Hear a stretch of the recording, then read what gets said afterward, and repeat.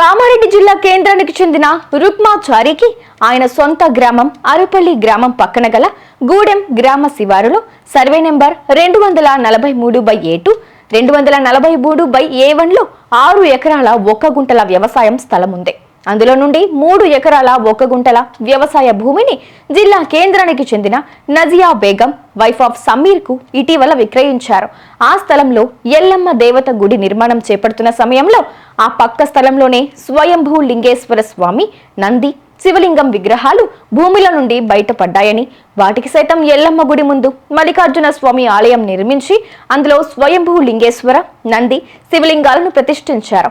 ఆ స్థలంలో మరో ఆంజనేయ స్వామి దేవాలయం నిర్మించాలని అనుకున్నట్లు రుక్మాచారి తెలిపారు. ఆ ఆలయాల దర్శనాలకు బోనాలు తీసే సమయంలో గుడి ముందు రోడ్డు కావాలని కోరారు. వీరి వ్యవసాయ స్థలం పక్కనే సింగరాయపల్లి గ్రామానికి చెందిన మాధవరెడ్డికి సంబంధించిన వ్యవసాయ స్థలం ఉంది.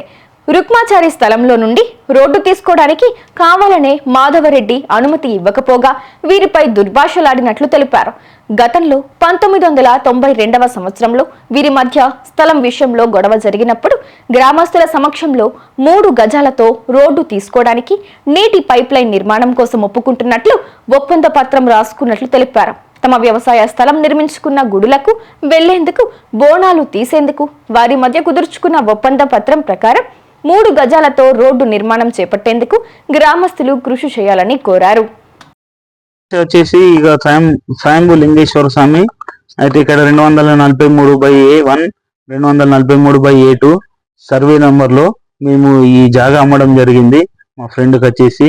అయితే ఇందులో ఏంది సమస్య అంటే, మన సింగరాయపల్లి ఒక మనిషి ఇక్కడ ముందు నుంచి తవ్వ ఇవ్వకపోగా ఇబ్బందుల పాలు చేస్తున్నాడు. అంటే మాకు 92లో ఉన్నది తవ్వ కాబట్టి మాది మేము కావాలంటే ఇబ్బంది పాలు చేస్తున్నాడు.